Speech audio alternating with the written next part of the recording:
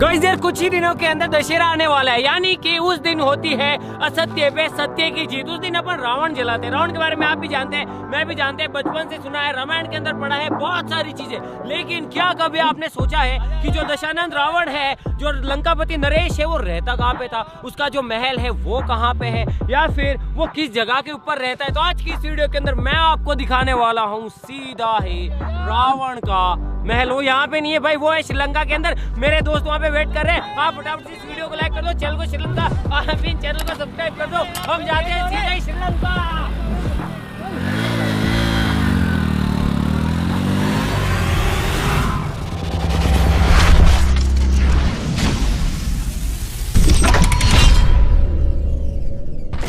Guys यार जहाँ पे हम रहते हैं वहां से जो रावण का महल है उसकी दूरी है लगभग 2800 किलोमीटर। लेकिन जिस जगह पे अभी हमें यहाँ से बस कुछ ही कदमों का दूर है जो रावण का महल है वो जगह, और ये जो रास्ता है ये सीधे जाता है रावण के महल को।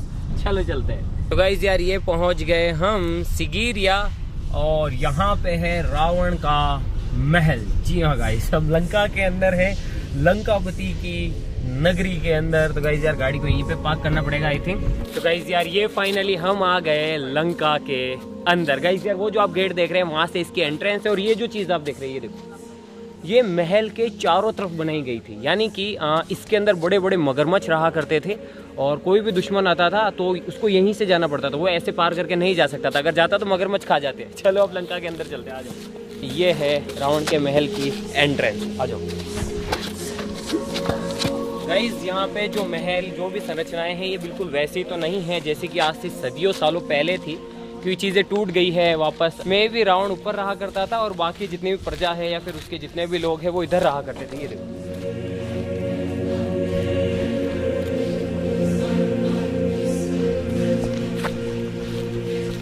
भाई यार यहाँ पे आके ऐसा लग रहा है जैसे बहुत सदियों पहले आ गए। बड़ा एकदम रोमांचित और एक अलग सा फील आ रहा है। ये देखो अब यहाँ पे किसी टाइम पे मतलब कि जितनी भी प्रजा थी, जितने भी लोग रहा करते थे, उन सब के घर मकान वो सब हुआ करते थे। ये देखो बहुत पुराना है ये, और ईंटों से बनी हुई। ये देखो, और यहाँ पे ऐसा, और यहाँ पे सिर्फ एक ऐसा ये नहीं है, बल्कि वो जो महल है ना उधर दिख रहे हो, उसके चारों तरफ बस ऐसी ही संरचनाएं बनी हुई। ऐसे मतलब पूरा अच्छी तरीके से डिज़ाइन की हुई, और अच्छी तरीके से मतलब वो क्या है ना, सोसाइटी मतलब जो भी है समझदार, मतलब जो लोग रहते थे उनका। गाइज मे बी यह या तो वाटर कलेक्शन के लिए कोई पॉन्ड या फिर कोई ऐसी चीज़ बनाई गई थी वो है, और या फिर ये स्विमिंग पूल हो सकता है। Just kidding.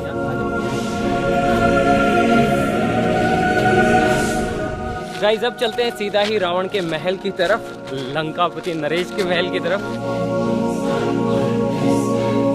और यार बहुत बड़ी चट्टान है यार ये, और इसके ऊपर कभी आई थिंक महल हुआ करता था। और कहानियाँ ये कहती हैं, यहाँ के लोग ऐसे कहते हैं कि पहले जो है कोई राक्षस हुआ करता था, उस राक्षस ने ही जो है ये चट्टान बनाई थी, और ये चट्टान पहले सोने की हुआ करती थी, ऐसा कहा जाता है।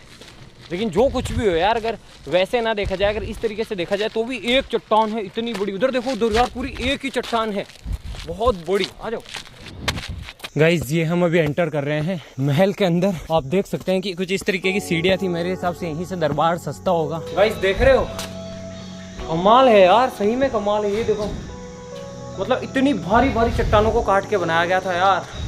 ये काम पक्का असुरों का ही होगा, राक्षसों का। कमाल है ना भाई, पूरा साम्राज्य था यार यहाँ पर। तो मैं तो सोच रहा था कोई छोटा सा होगा, कुछ होगा, लेकिन नहीं, सबकी व्यवस्था थी मेरे हिसाब से। राजा इधर रहेंगे, ऊपर इधर मंत्री वगैरह रहेंगे, नीचे प्रजा रहेगी, वैसा कुछ।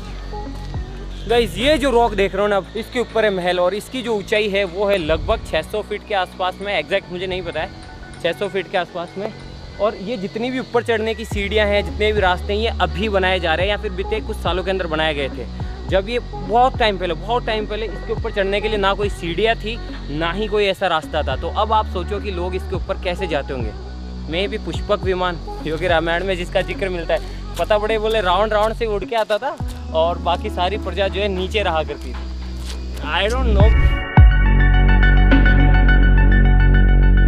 गाइस हम थोड़ा सा और ऊपर आ गए, और अब ये देखो, ये है राक्षस के पंजे। एक इस साइड में है, आ जाओ आ जाओ। एक इस साइड में है, कुछ लोग इससे शेर के पंजे बोलते हैं और कुछ लोग राक्षस के। और बीच के अंदर आप देख सकते हैं कि रास्ता है और इधर की तरफ मेरे हिसाब से बहुत सारी पब्लिक है। तो इधर की साइड के अंदर में भी कोई सभा होती होगी तो प्रजा बैठती होगी। रावण इधर से आता होगा, देखो ऐसे।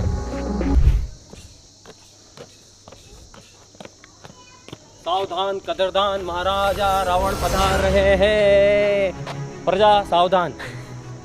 तो मैं भी यार इधर से एंट्री होती होगी और रावण जो है वो ऊपर रहता होगा, इधर से आता होगा। लेकिन सीढ़ियाँ नहीं थी उस टाइम पे। सबसे बड़ी बात ये, सीढ़ियाँ ये सारी अभी बनी हैं। उस टाइम पे सीढ़ियाँ नहीं थी तो लोग कैसे जाते होंगे? पुष्पक विमान और भी कुछ हो सकता है आगे। चलो गाइस अब ऊपर चलते हैं। बाकी आप देख सकते हैं कि इसे जो है कुछ लोग इसे लायन स्टेयरकेस भी बोलते हैं।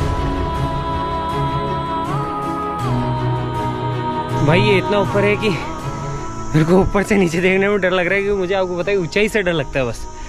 ये देखो इतना ऊपर है यार। तेरे को डर लग रहा है क्या? डर तो नहीं, थकान हो रही है।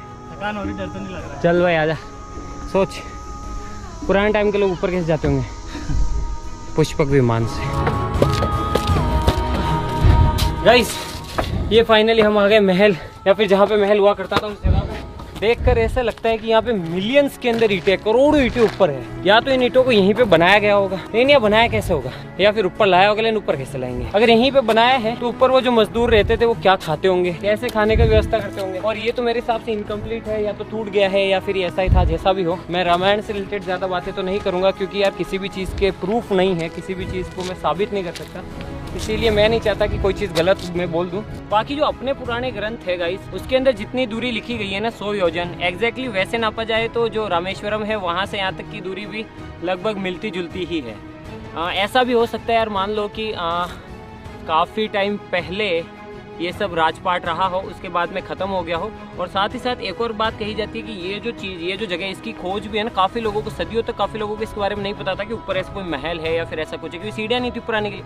फिर शायद किसी अंग्रेज ने या फिर कोई ऐसे बाहर के आदमी ने बताया कि यहाँ पे ऊपर ऐसी संरचना है, उसके बाद में इसकी खोज की गई और ऊपर जो है ये सीढ़ियाँ वगैरह बनाई गई। तो मे भी हो सकता है कि उसके बाद में खोज हुई, इसलिए इसका नाम लोयन केव रखा है, या फिर लायंस प्ले, मतलब उससे रिलेट किया गया हो। मेरे हिसाब से यहाँ के लोग रामायण से इतने ज़्यादा उस तरीके से नहीं रहा होगा कि वो इसका नाम जो है रामायण से लिंक करे, या फिर रावण की गुफा बोले, या फिर रावण की केव बोले। बाकी मैं तो कह सकता हूँ यार कि क्योंकि पूरी श्रीलंका के अंदर इससे खतरनाक जगह नहीं है, तो यही रहा होगा। ऊपर का जो महल है वो तो आई थिंक वो सोने की लंका थी, तो वो तो आई थिंक जल गई थी या फिर उसे नष्ट कर दिया गया था अपने द्वारा। आ जाओ। आई थिंक ये जो स्ट्रक्चर है इसके ऊपर सोने की लंका रही होगी। अब सोने की नहीं बची है, सिर्फ नीचे की नींवें और नीचे का स्ट्रक्चर बचा है। गाइस मैं भी यहाँ पे रावण रहता था।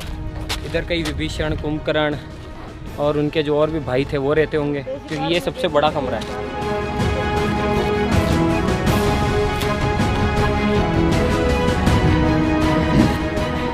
गाइस मैं अभी भी क्लेम नहीं करता हूँ या फिर स्पष्ट रूप से ये नहीं कहता हूँ कि ये रावण का ही महल है या फिर रावण की ही गुफा है या फिर रावण की ही केव है, बिकॉज यार किसी को नहीं पता है एक्चुअली में। जो यहाँ के लोग बोलते हैं, जो मैंने टूर गाइड से बात की या फिर इंटरनेट पे जो डेटा है, मैं भी उसी के हिसाब से बात कर रहा हूँ।